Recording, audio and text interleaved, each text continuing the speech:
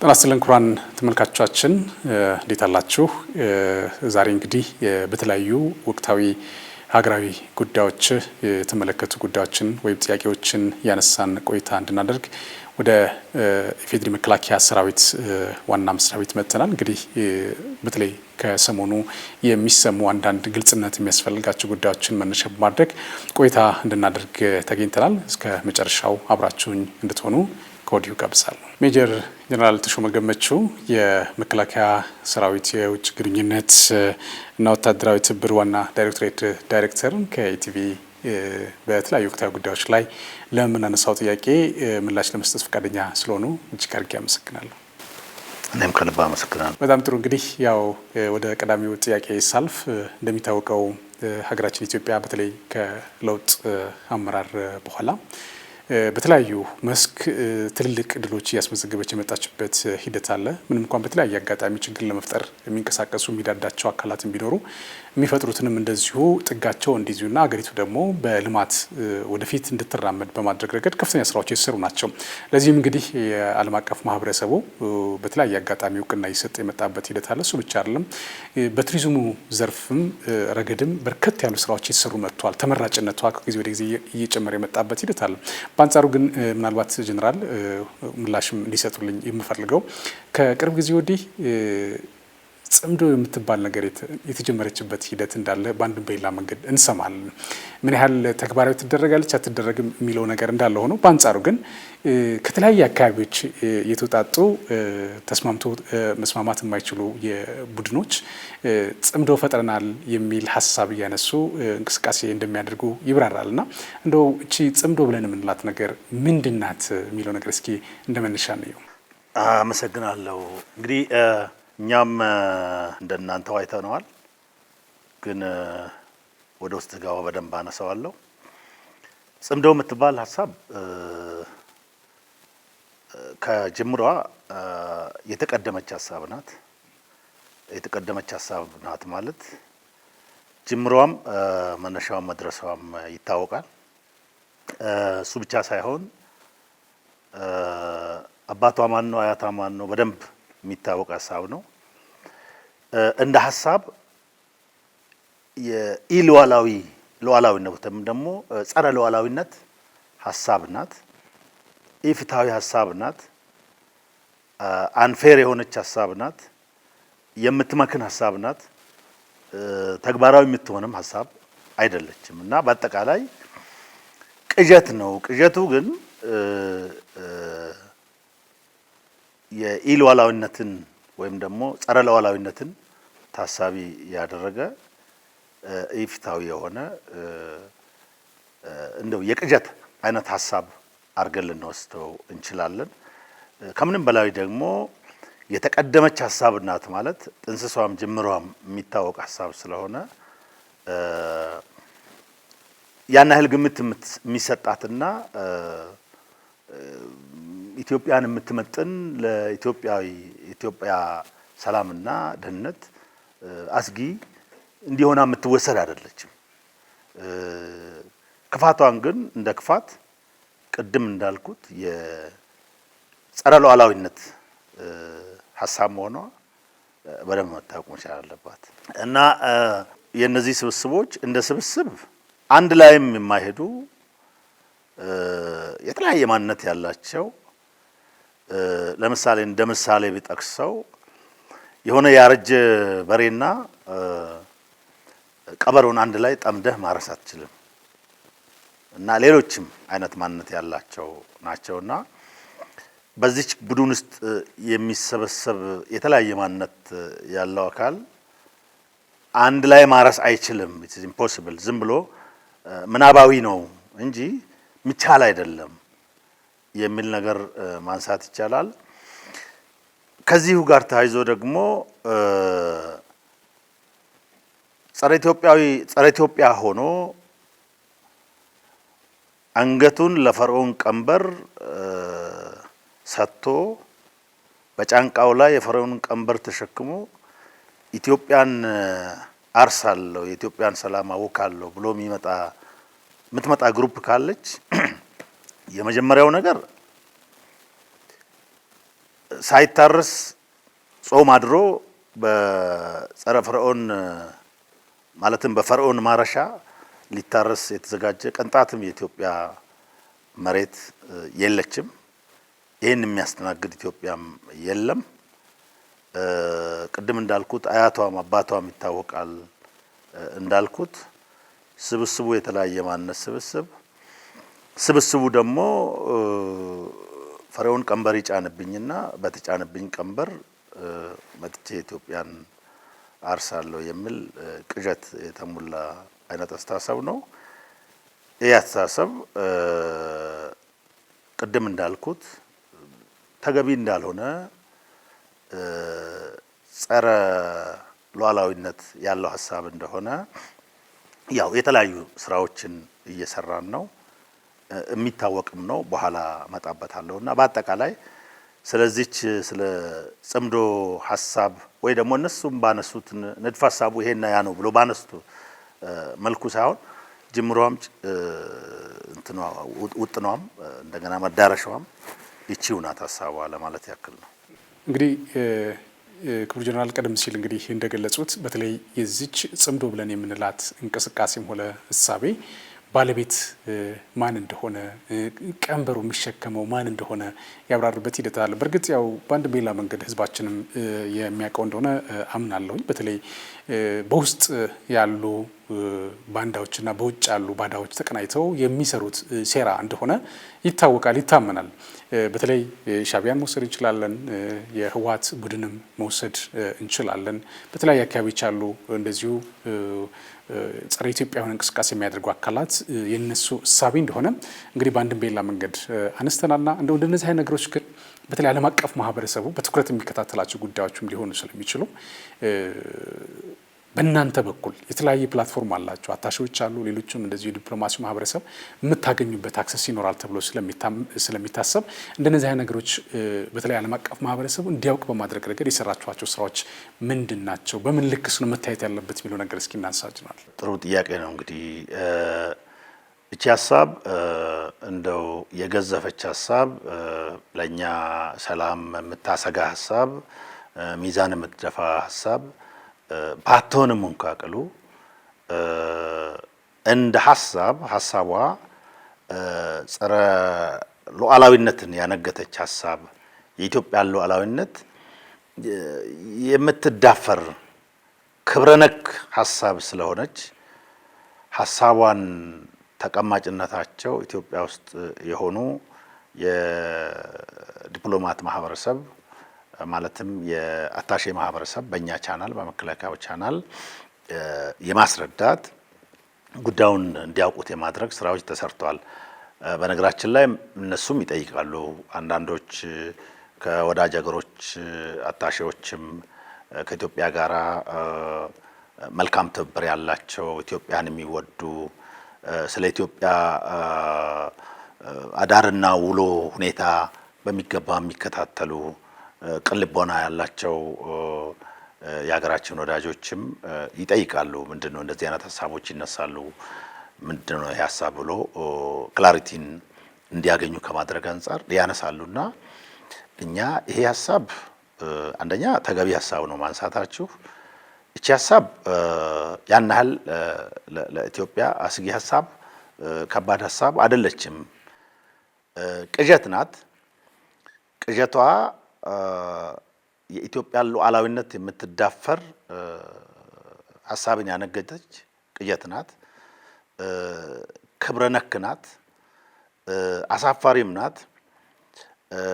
እቺ ሀሳብ የተጠነሰሰችውና እየተሰራች ያለችው የመጀመሪያው በቀንበሩ ይጫንብን፣ ቀንበሩን ከጫናችሁብን እኛ ማረስ እንችላለን፣ የኢትዮጵያን ሰላም ማወክ እንችላለን ብሎ ጫንቃቸውን ለፈርዖን ቀንበሩን ጫንብን ብሎ ለሰጡ የዚሁ የምድራችን ጉዶችና ከዛም ባሻገር አካባቢው ላይ ባሉት ስብስብ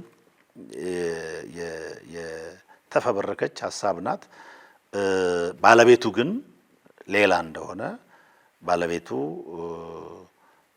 የዚህ ጉዳይ አባት አያት ሌላ እንደሆነ በደንብ እንዲያውቁና ግንዛቤ እንዲኖራቸው ሰፊ ስራ ተሰርቷል። አሁንም እየሰራን ነው።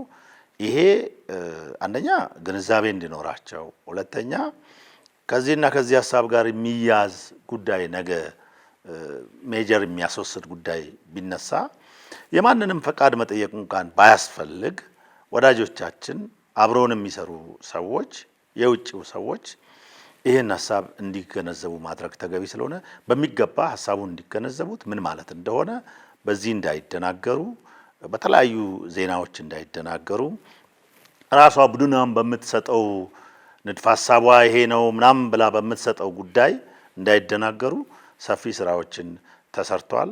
በውጭ ጉዳይ መስሪያ ቤታችንም ደግሞ እንደዚሁ ይሰራበታል ብለን እናምናለን።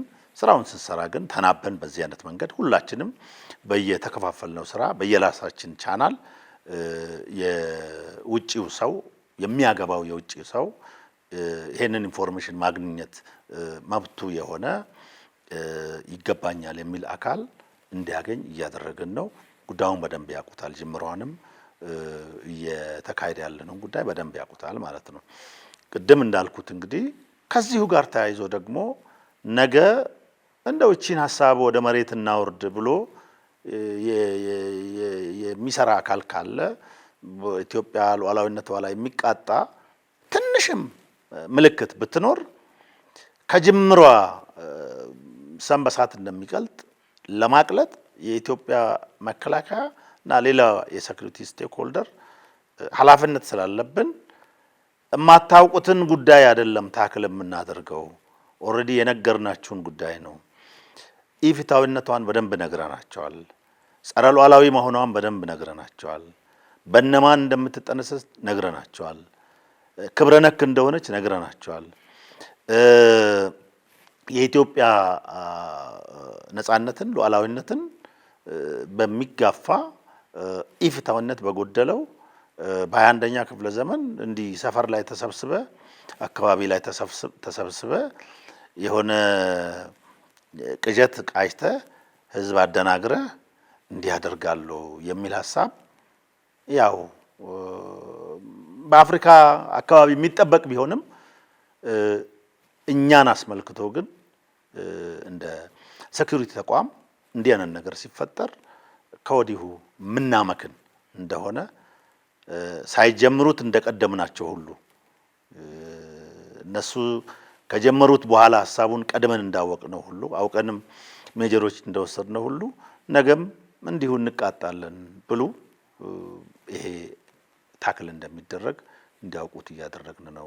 ጀነራል ምናልባት ይሄንን አጋጣሚ በተለይ ደግሞ እችን ወቅት ጠብቆ እንደነዚህ አይነት ነገሮችን የማሰብ እና የሆነ ችግር ለመፍጠር የሚደረጉ እንቅስቃሴዎች ውጤታቸው ምን ሊሆን እንደሚችል ምንም እንኳን የሚታወቅ ቢሆንም እንደው እችን ጊዜ መርጠው የሚንቀሳቀሱ አካላት እና ደግሞ በአንድም በሌላ መንገድ ተባብረው መተባበር የማይችሉ አንዱ ነው አንድ መሆን የማይችሉ በተለያየ አጋጣሚ እንዲህና እንዲያ ሲሆኑ የነበሩ አካላት በአንጻሩ ግን አንድ ሁነን እንዲህ እናደርጋለን ብለው የሚንቀሳቀሱ ናቸው እና እንደው እችን እሳቤ እችን የጽምዶ እሳቤ እንተገብራለን ብለው የሚሉ አካላት እንደው ይህንን እሳቤ እንተገብራለን ብለው ቢሉ እጣፈንታቸው ምንድን ነው የሚሆነው የሚለው ነገር እስኪናንሳ። እንግዲህ እንደ ሴኩሪቲ ተቋምኛ የመጀመሪያው ስራችን ሉዓላዊነታችን የማስጠበቅ ስራ ነው የተሰጠን ግዳጅ ተልዕኮ። ከዚህ ተልዕኮ ጋር ተያይዘው እንዲህ አይነት ሁኔታ በሚቃጣበት ጊዜ ግለሰብም ይሁን 10 ሰውም ይሁን 20 ሰው ይሁን የፈለገውን ያህል ስብስብ ይኑር ሲቃጣ እንደተለመደው የበኩላችንን አስተዋጽኦ በሚገባ እናበረክታለን። እቺኛዋን የጽምዶ ሀሳብ በተመለከተ ግን እቺን ቅጀት ወደ መሬት እናወርዳታለን ብለው ስንዝር እንቅስቃሴ ቢያደርጉ እንደ ሉዓላዊ ሀገር ይሄ ተቋም ደግሞ በመንግስት ግዳጅ እንደተሰጠው ኃላፊነት እንደተሰጠው የኢትዮጵያ ሉዓላዊነት ለማስጠበቅ ስራ እንደሚሰራ አካል